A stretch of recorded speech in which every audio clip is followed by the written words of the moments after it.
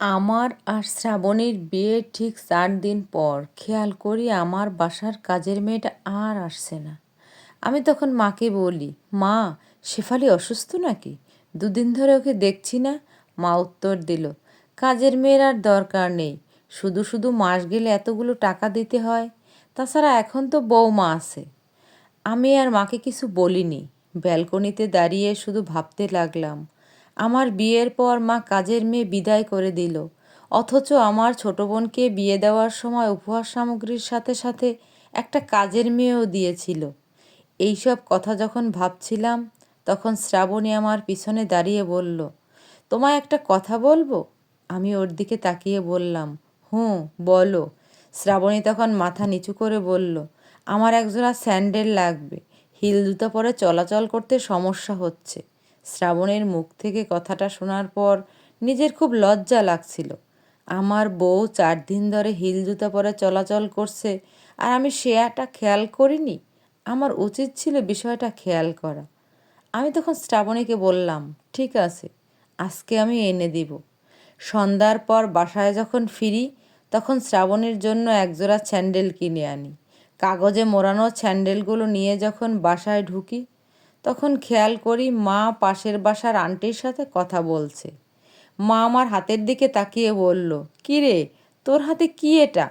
আমি উত্তর দেওয়ার আগেই পাশের বাসার আন্টি ঠোঁট বাঁকিয়ে হেসে বলতে লাগলো, কি আর আনবে, বউয়ের জন্য নিশ্চয়ই লুকিয়ে সন্দেশ মিঠাই এনেছে।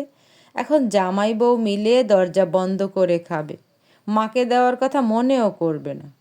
আমি কাগজটা সরিয়ে আন্টিকে বললাম, বউয়ের জন্য 65 টাকা দিয়ে একজোড়া স্যান্ডেল এনেছিলাম। এখন আপনার কাছে যদি এটা সন্দেশ মিঠাই মনে হয়, তাহলে চায়ের সাথে বসে বসে এটাও খেতে পারেন। এই কথা বলে আন্টির কোলের উপর স্যান্ডেল জোড়া রেখে রুমের ভিতর ঢুকলাম। তারপর শ্রাবণের দিকে তাকিয়ে বললাম, আন্টি যদি স্যান্ডেলগুলো না খায়, তাহলে আন্টি চলে গেলে স্যান্ডেলগুলো পায়ে লাগিয়ে দেখো ঠিকঠাক মতো হলো কি না। শ্রাবণী চাপা হাসি হেসে বলল, ঠিক আছে। হাসিটা চেপে রাখার জন্য শ্রাবণীর কপালের রগটা নীল হয়ে গিয়েছিল। আমি মুগ্ধ হয়ে ওকে দেখছিলাম। একটা মেয়ে এতটা সুন্দর হয় কি করে? ছোট বোনের শ্বশুরবাড়ি যাওয়ার জন্য আমি 3 কেজি মিষ্টি নিয়েছিলাম বলে মা রাগ করে বলেছিল, 3 কেজি মিষ্টি নিয়ে গেলে শ্বশুরবাড়ির লোকজন আমার মেয়েকে নানান কথা শোনাবে। তাই আমি সেদিন 6 কেজি মিষ্টি, 2 কেজি দই আর 1 কেজি রসমালাই নিয়ে গিয়েছিলাম। অথচ আজ আমি যখন শ্রাবণীকে নিয়ে শ্বশুরবাড়ি যাব, তখন মা বলল, শ্বশুরবাড়ি এত কিছু নেবার দরকার নেই, 2 কেজি মিষ্টি, আধা কেজি করে 4টা প্যাকেট নিয়ে গেলেই হবে। আমি মার কথা শুনে কোনো উত্তর দেইনি, শুধু একটু মুচকি হেসেছিলাম। আর শ্রাবণের দিকে তাকিয়ে দেখি ওর চোখের জলটা লুকানোর চেষ্টা করছে। বাসের মধ্যে শ্রাবণী আমার সাথে কোনো কথা বলেনি, শুধু বাসের জানালা দিয়ে বাহিরে তাকিয়েছিল।